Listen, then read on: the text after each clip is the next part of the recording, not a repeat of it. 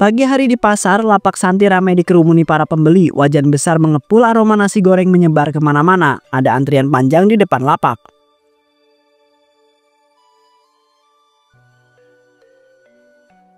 Aduh, dari tadi ngiler banget liat orang pada makan nasi goreng buatan kamu, Santi. Tapi kenapa ya, porsinya kayak makin hari makin kecil aja dibanding dulu. Iya Rina, aku sengaja ngatur porsinya seperti itu. Soalnya sekarang bahan-bahan yang aku pakai semuanya yang premium. Minyaknya aja aku pakai import dari luar negeri, bukan minyak curah biasa. Jadi biar tetap enak, tapi nggak rugi juga. Tadi aku setuju sih, meski porsi dikit rasa nasi goreng kamu itu nggak pernah berubah. Tetap gurih, tetap harum, dan ada pedes-pedesnya yang bikin nagih. Cuma ya buat aku yang makan itu banyak, jadi aku harus beli 2 bungkus deh.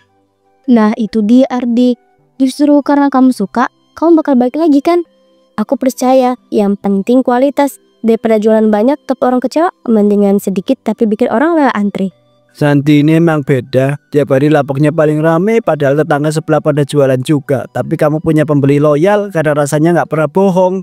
Terima kasih ya Jajal. Aku memang selalu mikir gimana caranya bisa tetap untung, tapi juga jujur soal rasa. Karena repot juga kalau kita kasih porsi banyak, tapi rasanya hambar, orang malah kapok. Aku sih pelanggan setia sejak kamu masih jualan cuma di gerobak kecil dulu. Sekarang lihat deh, udah punya lapak permanen. Ini semua gara-gara kamu rajin, pintar ngitung, dan tahu strategi dagang. Iya Dad, aku ini orangnya emang suka ngitung. Tiap butir nasi aja kadang aku pengen tahu berapa nilainya. Tiap butir nasi aja kadang aku pengen tahu berapa nilainya kalau dihitung per sendok. Tapi serius, semua ini juga karena kalian yang tetap percaya dan beli walaupun porsi nggak sebanyak yang lain. Ya udah deh, kalau gitu aku beli 2 bungkus kalian ya. Kalian buat yang nanti di rumah. Yang penting nggak pernah enak kayak gini tuh susah nyarinya sekarang. Sip, tunggu sebentar ya. Aku gorengin lagi 1 wajan spesial buat kamu. Pokoknya yang ini aku tambahin sedikit sambalnya biar makin nendang.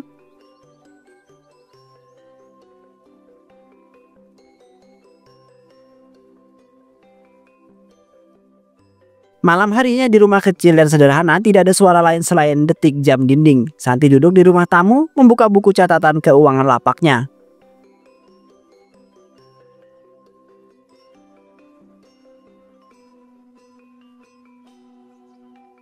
Hari ini lumayan, memasukkan bersih hampir 700.000. Tapi kenapa rasanya masih belum cukup ya? Semua harga bahan makin naik, sementara aku masih jualan dengan harga segitu aja. Nggak mungkin sebanding sama capeknya aku goreng dari subuh sampai sore. Apa aku harus kurangi lagi porsinya? Tapi kemarin aja Rina udah ngomel porsinya makin kecil. Kalau aku potong lagi, bisa-bisa pada kabur. Atau aku bisa cari bahan yang lebih murah. Tapi nanti rasanya bisa berubah. Orang-orang beli karena rasa, bukan cuma karena lapar.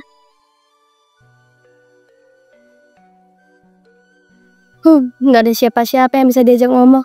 Hidup sendiri tuh kadang nyebelin. Semua keputusan harus aku ambil sendiri. Semua resiko juga aku yang tanggung sendiri. Nggak ada tempat buat minta pendapat atau sekedar ngeluh.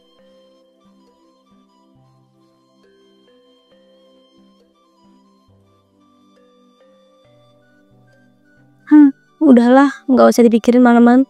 Besok pagi aku harus bangun lebih awal buat masak. Siapa tahu besok ada ide yang lebih bagus. Sekarang tidur aja dulu.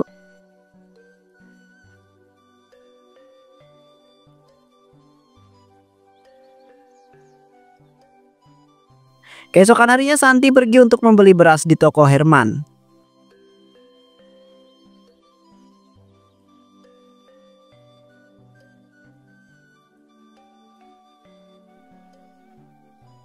Pak Herman, halo.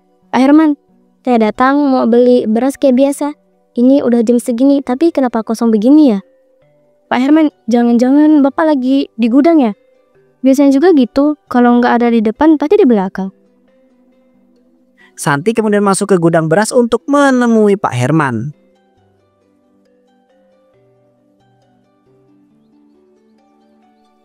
Astaga, Pak Herman, apa yang Bapak lakuin itu? Itu berarti bukan beras asli kan? Itu kelihatan banget bukan beras asli beneran, Pak. Santi, waduh, ini bukan apa-apa. Aku cuma lagi nyoba ya, eksperimen aja. Eksperimen apaan, Pak? Jangan bohong. Saya tahu bedanya beras asli sama yang oplosan. Ini jelas-jelas plastik. Astagfirullahaladzim. Jangan-jangan selama ini saya juga udah masak beras palsu dari Bapak. Santi, tolong jangan langsung nuduh gitu. Aku cuma lagi cara supaya usaha ini bisa tetap jalan. Harga beras asli makin mahal. Jadi karena pengen lebih untung banyak, Bapak nekat jual barang palsu ke orang-orang. Gimana kalau ada yang sakit gara-gara makan dari beras ini, ha? Gimana? Gimana kalau ada yang sakit gara-gara makan dari beras ini, ha? Gimana? Tolong jangan lapor ke Pak RT ya. Kalau usaha ini ketahuan, habis sudah semuanya. Aku bisa dipenjara, Santi. Aku cuma butuh uang. Benar juga ya. Jadi Bapak juga punya pemikiran sama kayak saya. Pengen untung lebih besar. Tapi bedanya saya belum separah ini. Santi, aku mohon jangan kasih tahu siapa-siapa ya. Gini aja. Daripada saya lapor, gimana kalau kita sepakat saya nggak ngomong ke siapa-siapa, asalkan Bapak kasih 1 karung beras plastik ini buat saya. Gratis sekali aja. Apa? Kamu serius? Kamu mau ikut-ikutan masak nasi dari beras seperti ini? Itu urusan saya.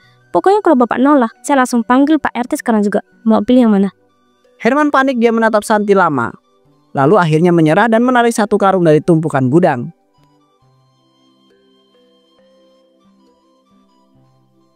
Ambil, tapi 1 saja ya. Dan jangan sampai orang lain tahu. Kalau sampai bocor, saya tahu kamu itu yang ngomong. Tenang aja, saya orangnya tahu diri. Yang penting saya dapat untung juga. 5 menit kemudian.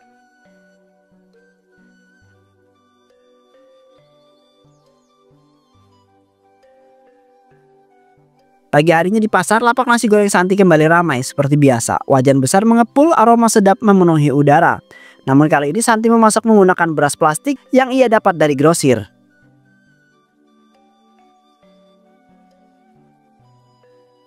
Wah, Santi seperti biasa ya. Aromanya itu loh, bikin aku langsung lapar meskipun tadi udah sarapan. Aku mau 2 bungkus kayak kemarin ya. Siap, Rina. Hari ini aku goreng pakai racikan yang lebih spesial. Bumbunya aku tambahin sedikit serai biar makin harum. Kamu pasti suka.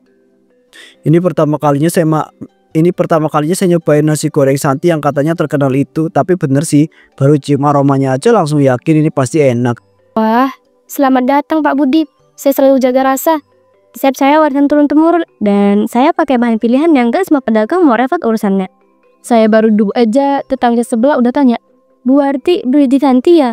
Memang nasi goreng kamu tuh udah jadi legenda di pasar ini. Makasih ya Bu Arti.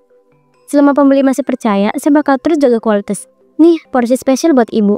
Aku tuh tiap hari jualan sayur sebelahan sama kamu, tapi selalu gagal diet karena godaan nasi gorengmu. Ini benar-benar jahat sih, San. Kalau bikin orang seneng dan kenyang, berarti aku berasa jadi pedagang yang baik.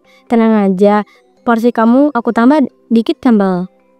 Sebenarnya aku udah janji istri buat makan di rumah, tapi pas lewat sini niatku langsung luntur. Sudah, bungkusin aja 1, tapi yang pedes ya, San. Waduh, jadi aku penyedap kamu melanggar janji rumah tangga ya.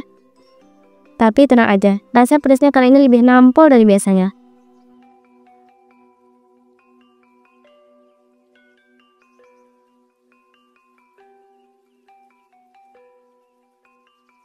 Malam harinya Santi merasa bahagia dan sangat senang karena dia mendapat keuntungan yang lebih banyak.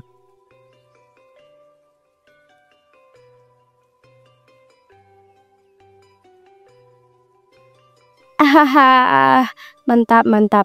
Hari ini omsetnya tebus 1 juta lebih. Padahal cuma modal bumbu seadanya sama 1 karung beras plastik gratisan. Aku jadi nggak perlu mikirin rugi beli beras mahal lagi. Untung bersih, bisa buat nyimpen, bisa buat beli kebutuhan dapur, bisa juga buat nabung dikit-dikit. Memang kalau kita cerdik, uang bisa datang dari mana aja. Santi mengambil ponsel dari meja dan menelpon Pak Herman. Halo Santi, ini kamu ada apa ya? Cepet banget kamu nelpon lagi. Baru kemarin kita ketemu kan? Iya Pak, maaf ganggu waktunya. Itu cuma mau ngobrol sebentar aja. Gimana kabarnya? Grosir masih aman kan? Aman, ya masih aman sih. Tapi jujur ya, saya makin hari makin deg-degan. Setiap malam rasanya kayak dikejar bayangan. Takut ada yang tahu soal beras itu. Pak Herman, saya nelpon bukan buat dengar keluhan. Saya cuma mau pastikan 1 hal. Stok beras plastiknya masih aman kan? Karena minggu depan kayaknya saya bakal ambil 1 karung lagi. Nasi goreng saya makin ramai pembeli. Banyak yang bilang teksturnya makin enak dan nggak lembek. Masih ada, tapi ya itu, saya makin kepikiran terus. Takutnya ada orang yang mulai curiga, apalagi kalau mereka itu makan terus-menerus dan merasa aneh. Pak, kita ini udah sepakat dari awal. Saya nggak akan buka mulut soal gudang belakang Bapak. Asal Bapak tetap patuh sama perjanjian kita. Jangan sampai saya dengar Bapak jual beras itu ke orang lain juga. Kalau sampai perjanjian itu dilanggar, saya nggak akan pikir 2 kali buat telepon ke VRT. Atau mungkin langsung ke polisi. Ya aku paham, aku nggak lupa janji kita. Santi, kamu tenang aja. Semua masih sesuai kesepakatan. Bagus. Karena saya ini orang yang tahu diri, tapi saya juga nggak suka dibohongi. Sekali Bapak main belakang, selesai semuanya. Saya punya bukti cukup kok buat ngelapor, jadi jangan pernah coba akalin saya ya Pak. Ya Santi, saya ngerti. Saya nggak mau cari masalah sama kamu. Selama kamu masih beli ya saya siap sedia. Sip, kalau begitu minggu depan saya mampir lagi. Pastikan 1 karung udah disiapin ya. Dan tolong jangan pernah coba kasih saya beras kualitas lebih buruk dari yang kemarin. Saya bisa bedain tak, teh ini udah lama masak. Ya pasti saya siapkan. Jenis yang sama, saya nggak berani main-main.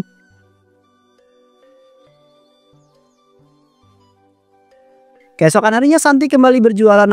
Namun kali ini banyak pelanggan yang datang untuk protes ke Santi.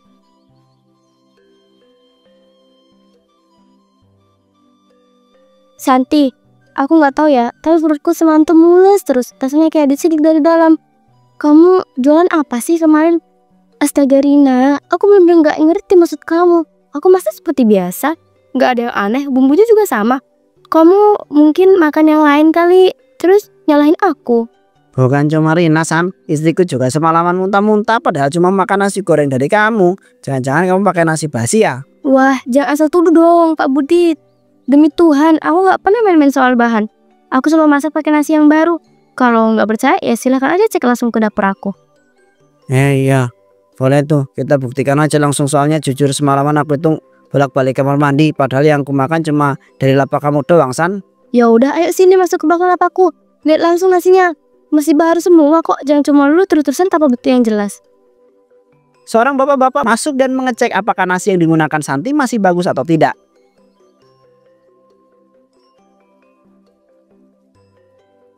Ini mah nasinya anget, baunya juga nggak asem, malah wangi. Teksturnya juga bagus, nggak lembek, apalagi kering. Ini jelas nasi baru dimasak, bukan nasi basi. Serius Pak, tapi kenapa perutku sakit banget semalam? Aku yakin penyebabnya nasi goreng ini. Aku ngerti kamu lagi kesel Rina, tapi nggak bisa disalahin atas semua penyakit perut di dunia. Bisa jadi karena kamu makan makanan lain yang udah lama, atau mungkin perutmu emang lagi sensitif aja. Jadi maksud kamu semua ini kebetulan, padahal semua yang makan nasi goreng kamu itu kemarin mengalami gejala yang mirip. Aku juga bingung Pak, tapi kalau kalian pikir aku sengaja, jelas enggak lah. Dari sekarang udah terbukti kan nasinya nggak basi. Mau bukti apa lagi? Karena tuduhannya tidak terbukti, para pelanggan itu membeli nasi goreng seperti biasa. Ya udah, mungkin cuma kebetulan aja. Toh nggak ada bukti jelas juga. Lagian siapa yang bisa masak seenak Santi di pasar ini? Susah nyari nasi goreng yang bumbunya pas kayak gini. Ya juga sih, aku sempat curiga, tapi ternyata kamu itu masih jaga kualitas kayak biasanya. Aku pesan 1 porsi lagi deh, tapi yang nggak terlalu pedes ya, perutku masih trauma sedikit. Siap Jajang, kau bakal dapat yang paling spesial. Tenang aja, aku pasti nasi gorengnya aman, enak, dan bikin kenyang. Dalam hati Santi menarik napas lega, ia menatap nasi dalam panci sebentar, lalu tersenyum dengan tipis. Untung aja mereka nggak tahu kalau nasinya dari tulis plastik. Yang penting mereka nggak curiga, dan aku bisa tetap jualan. Nasi kosong kecil ini sebanding dengan untungnya. Beberapa hari kemudian Santi yang mendapat uang yang banyak, lalu berencana menghabiskan uang itu untuk membeli barang yang ia mau. Selamat siang Ibu, selamat datang di toko Permata Mulia. Ada yang bisa saya bantu hari ini? Siang juga Mbak. Iya, saya lagi pengen lihat perhiasan. Soalnya sekarang usaha saya lagi lumayan rame. Jadi saya pengen kasih hadiah buat diri sendiri, biar makin semangat kerja. Wah, senang dengarnya ya Bu. Semoga usahanya makin lancar ya. Kalau boleh tahu, Ibu tertariknya sama jenis perhiasan apa nih? Cincin, gelang, kalung, atau mungkin anting? Saya kepikiran beli gelang sama cincin, Mbak. Tapi saya pengennya yang desainnya elegan, tapi nggak terlalu mencolok. Soalnya kan saya jualan di pasar, jadi pengen tetap kelihatan anggun, tapi nggak norak. Oh, saya tahu banget model yang Ibu maksud. Ini punya koleksi gelang emas 22 karat yang simple tapi mewah. Nah, ini salah satunya. Ibu bisa coba dulu kalau mau. Wah, boleh banget Mbak. Saya suka tuh kalau bisa langsung coba. Soalnya saya tuh orangnya nggak pilih-pilih. Kalau nggak srek di hati, bisa berjam-jam muter tokoh. 5 menit kemudian. Enak juga ya dipakainya. Nggak berat, tapi tetap kelihatan mahal. Ini gelangnya asli emas kan Mbak? Bukannya lapisan doang. Tentu aja Bu, ini gelangnya asli. Padahal 91,6%. Disertai surat juga. Jadi kalau ibu mau jual lagi nanti, harganya tetap tinggi. Tapi jujur, cocok banget loh Bu, gelang ini di tangan ibu. Kulit ibu yang cerah jadi makin kelihatan bersinar. Ahaha, bisa aja Mbak ini. Tapi aku seneng dengan pujian kayak gitu. Rasanya semua capek aku jualan nasi goreng itu langsung terbayar. Semua dengan satu kilauan perhiasan. Kalau begitu, bagaimana kalau sekalian lihat cincin yang pasangannya? Karena punya cincin dari model yang sama. Jadi bisa satu set, cocok buat yang aktif tapi tetap mau tampil gaya. Wah, boleh juga. Coba tunjukin deh Mbak. Soalnya aku udah lama banget pengen punya perhiasan lengkap. Biasanya kalau ada uang lebih malah dipakai buat belanja bahan jualan. 5 menit kemudian. Pas banget ini di jari ini. Gak sempit, gak longgar, dan model juga gak norak. Ini harganya berapa ya Mbak? Untung satu set gelang dan cincin ini totalnya jadi sekitar 7.200.000 rupiah Bu. Tapi kalau ibu bayar tunai hari ini kalian bisa kasih diskon khusus. Wah, kebetulan banget saya memang bawa uang tunai. Soalnya hasil jualan minggu ini luar biasa. Sampai-sampai saya bisa nyimpen 5 juta lebih dalam sehari. Saya pengen banget hadiahin diri saya sendiri. Wah, keren banget Bu. Usaha nasi gorengnya pasti luar biasa tuh. Boleh tahu rasanya biar laris terus kayak ibu? Ya intinya sih harus pintar-pintar ngatur bahan dan untung. Kadang kita harus ambil keputusan yang gak biasa. Tapi selama pembeli puas, saya anggap itu sebagai strategi. Malah juga. Tapi yang penting pelanggan gak komplain ya Bu. Kalau begitu, saya bantu proses pembayarannya ya. Oke Mbak, saya ambil set perhiasan ini. Rasanya udah pas banget buat saya. 5 menit kemudian. Terima kasih banyak ya Ibu. Semoga puas dengan perhiasan saya. Dan semoga usahanya makin sukses. Terima kasih juga ya Mbak Lina. Saya pasti bakal balik lagi ke sini. Kalau jualan saya makin laris.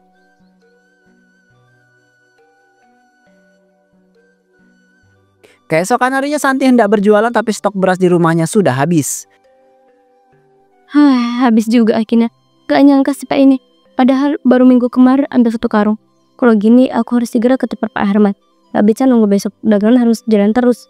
Santi kemudian pergi ke toko Pak Herman untuk menagih perjanjiannya dengan Pak Herman.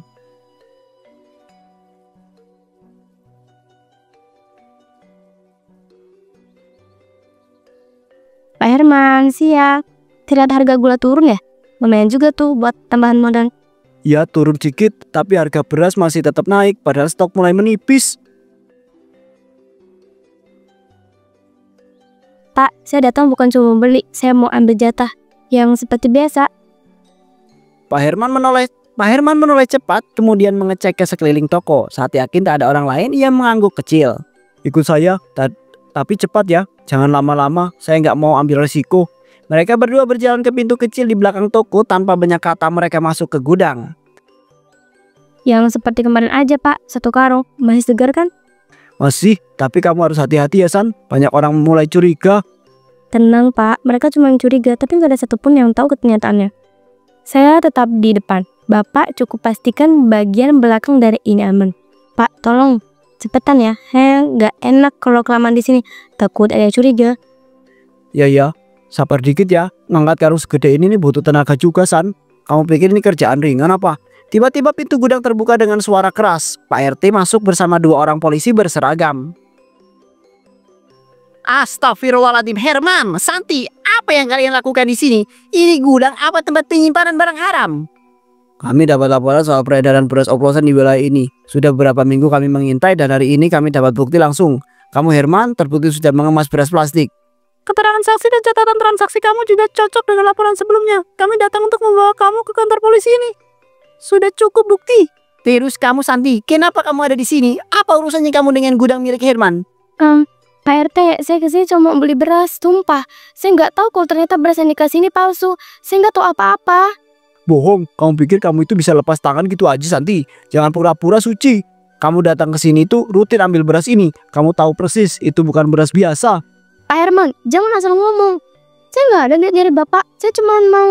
Kamu yang bikin kesepakatan ya. Kamu yang maksa saya ngasih karung itu tiap minggu. Kamu juga yang bilang selama pelanggan nggak sadar ya semuanya aman.